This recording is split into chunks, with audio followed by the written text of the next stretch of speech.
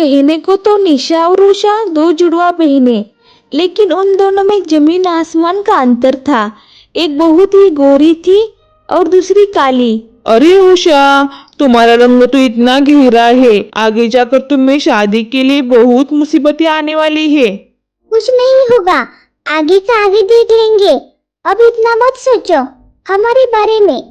इसी तरह निशा हर बार उषा का साथ देती है। हमारे स्कूल में जन्माष्टमी का त्योहार है, हम सब इसमें भाग लेंगे।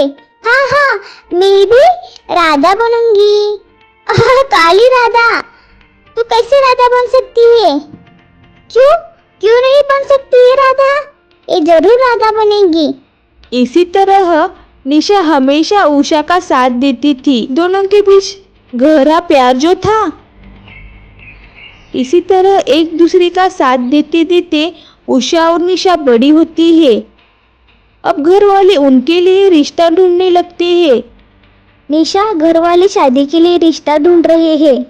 तुम पहले शादी करो। मुझे नहीं पता कि मेरी शादी होगी भी या नहीं होगी। क्या मतलब, शादी होगी या नहीं होगी? मुझे कुछ नहीं पता। पहले तुम्हारी शादी होगी, उसके बाद मेरी। अरे निशा, जिद छोड़ो। तुम्हें कोई भी अच्छा लड़का झट से विदा कर ले जाएगा। मेरा ऐसा नहीं है। मेरे रंग को देखो, लड़के भाग जाएंगे मेरे रंग को देखते ही। मुझे कुछ नहीं सुनना, और मैं तुम्हें बता रही हूँ, पूछ नहीं रही हूँ। पहले शादी तुम्हारी होगी, फिर मेरी। निशा ये बात अपने माता पिता को भी बताती है। पर बेटा, पहले तुम्हारी शादी करते हैं, फिर बाद में उषा की करेंगे। हाँ ना, बचपना छोड़ दो निशा। तू इतनी सुंदर गोरी है, तेरी शादी झट से होगी। नहीं, पहले शादी उषा की होगी, बाद में मेरी। ये मेरा फाइनल डिसीजन है। ठीक है, तुमने फैसला कर ही लिया है तो मैं रिश्ता ढूंढने चालू करता हूँ। 2-3 लड़के उषा को देखने आए थे। जैसे ही उन्होंने उषा को देखा, उन्होंने मना कर दिया। ऐसा ही बार बार होता रहा। लड़के पसंद ही नहीं कर रहे थे उषा को। कितने लड़के देखने के लिए आए, लेकिन किसी ने भी हाँ नहीं कहा। अब मुझे दहेज की रकम बढ़ानी होगी। और उन्होंने 10 लाख रुपए दहेज का ऐलान किया। उसके बाद अतीश नाम का एक लड़का उषा को देखने के लिए आया। अरे बाप रे, ये तो कितनी काली है। नहीं, ये रिश्ता नहीं हो सकता। मेरे घर वाले इस रिश्ते के लिए हाँ नहीं कहेंगे और मैं भी हाँ नहीं कहूंगा। नहीं, ये कोई जम नहीं रहा है। तभी निशा वहाँ आती है। क्यों नहीं जम रहा? उषा मन की बहुत ही अच्छी है, और दहेज में हम 10 लाख रुपए और गाड़ी भी तो दे रहे हैं। अतीश निशा को देखते ही रह गया। ये कितनी सुंदर है। काश मेरे साथ ये इस लड़की की शादी होगी तो बहुत मजा आ जाएगा। आप अपने इस बेटी की शादी मेरे से क्यों नहीं करती? नहीं, मैं शादी नहीं करूंगी। पहले उषा की शादी होगी, फिर मेरी। फिलहाल तो मैं हाँ करता हूँ, नहीं तो ये निशा भी मेरे हाथ से निकल जाएगी। शादी के बाद देख लेंगे कि निशा को कैसे अपना बनाना है। और अतीश शादी के लिए हाँ कहता है। और देखते देखते वो दिन भी आ जाता है। दोनों की धूमधाम से शादी होती है। शादी में अतीश की नजरें सिर्फ निशा पर ही जमी हुई थी। अरे, ये कितनी सुंदर और खूबसूरत लग रही है। हमारा प्लान वर्क कर जाए तो आज ही ये मेरे साथ हमारे घर में आएगी। जिस रास्ते से उषा और आशीष आने वाले थे, उसी रास्ते में आशीष की माँ कलावती ने तेल गिरवाया था। जैसे ही उषा और आशीष वहाँ से आते हैं, अरे ओ माँ, गिर गई। उषा जोर से चिल्लाती है और नीचे गिरती है। उषा, तुमको लगी तो नहीं? ये रास्ते में तेल कैसे गिरा? संभल कर उषा।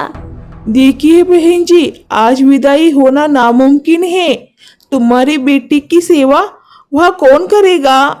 विदाई होगी, और वो भी आज ही होगी। मैं चलूंगी तुम्हारे साथ उषा की देखभाल करने के लिए। आशीष और कलावती का प्लान वर्क कर गया। वो दोनों खुश थे। निश्चित समय पर नई गाड़ी और 10 लाख रुपए दहेज समेत उषा की विदाई हुई। उषा का स्वागत भी अच्छे से नहीं किया। सबकी निगाहें सिर्फ निशा पर ही थी। जाओ निशा बेटी, थक गई होगी तुम, आराम करो। और आशीष, तुम भी जाओ, निशा को उनका कमरा दिखाओ।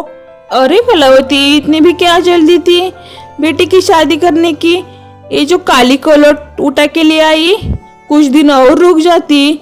इसकी बहन तो देखो कैसी चांद का टुकड़ा है, इसी से करवाती शादी अपने बेटे की। क्या करूं माया, आजकल के बच्चे क्या सोचते हैं मालूम नहीं। मुझे तो ये काली कुलट बिल्कुल भी पसंद नहीं है। राम जाने कब ये पीड़ा हमारे घर से निकलेगी और निशा मेरी बहू होगी। उस रात आशीष बाहर सोफे पर ही सो जाता है। निशा ये देखती है, अरे जीजू तो बाहर ही सो गए, जगना अच्छा नहीं लगेगा। वह उषा रात भर इंतजार करती है, लेकिन आशीष अंदर नहीं जाता। अगले दिन सुबह, निशा बेटी, आज तुम्हारे लिए नाश्ते में क्या बना हो? आप उषा से पूछ लीजिए है ना, मुझे कुछ भी चलेगा। नहीं उषा से, तुम हमारे घर की मेहमान हो, तुम बताओ। ठीक है, मेरे लिए आलू के पराठे बना दो। उषा, तुम्हें कुछ चाहिए तो मुझे आवाज दो। और एक, तुम्हारे घर वाले कितने अच्छे हैं ना, मेरा बहुत ज्यादा ख्याल रखते हैं। नहीं मालूम अच्छे है या नहीं है, मुझसे कोई बात ही करने नहीं आया। कल से मैं यहाँ आशीष का इंतजार कर रही हूँ, ना तो आशीष आए ना माजी आई। अब कलावती कहीं बाहर जाती तो निशा को ही साथ लेकर जाती थी। अब घर में खाना भी निशा की पसंद का ही बनता था। आशीष भी हमेशा निशा के साथ ही बातें करता था। आशीष तो उषा के कमरे में भी नहीं जाता था, तो बात करना दूर की ही बात है। उषा ये सब देखकर बहुत दुखी होती। ऐसे ही कुछ दिन बीत जाते हैं। एक दिन उषा अपनी बहन निशा से कहती है, निशा, अब मेरा पैर ठीक हो गया है, तो मैं यहाँ आए हुए बहुत दिन हो गए हैं ना, तुम्हें नहीं लगता कि अब तुम्हें यहाँ से जाना चाहिए? क्यों दीदी, क्या हुआ?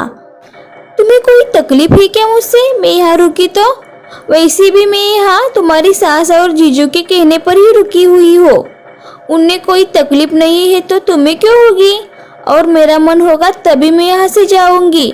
इस तरह निशा ने जाने से मना कर दिया और ये सारी बातें कलावती और आशीष सुन रहे होते हैं।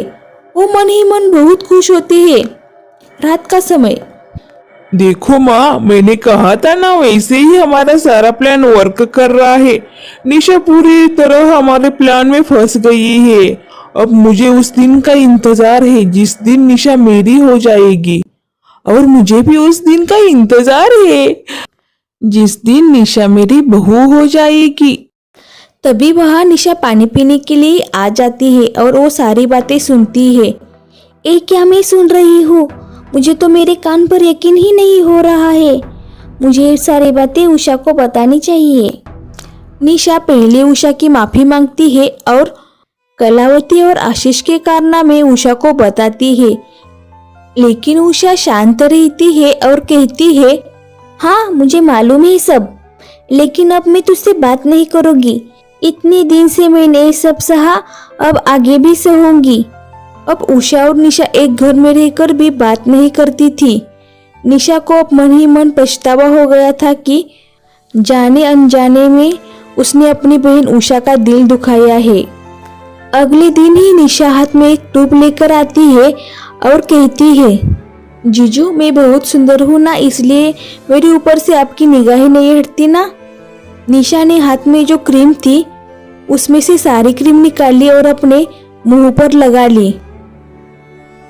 थोड़ी ही देर में निशा के चेहरे पर लाल लाल दाग धब्बे आ जाते हैं और निशा का पूरा चेहरा विद्रूप हो जाता है। देखो ना मेरी तरफ, अब पसंद नहीं आ रही हूँ क्या मैं? अब शादी नहीं करनी है क्या मुझसे? नहीं नहीं, मुझसे नहीं करनी ऐसी बदसूरत लड़की से शादी। यही तो तुम अंदर से हो, दरिद्र और लड़कियों को बाहर की सुंदरता से मापने वाले। तुम और तुम्हारी माँ बेहद घटिया इंसान हो। मुझे नहीं रहना यहाँ घर में। निशा, मुझे भी नहीं रहना इस घर में। जिसने मुझे कभी पत्नी माना ही नहीं, उसके साथ मैं क्यों रहूं? चलो निशा, हम दोनों हमेशा साथ रहेंगे। और एक जीजू, जो हमने दहेज में 10 लाख रुपए दिए थे और एक गाड़ी दी थी ना, वो हमें आज ही वापस कर देना। आशीष और कलावती को झटका लगता है। उषा और निशा अब फिर से एक साथ खुशी खुशी रहने लगती है।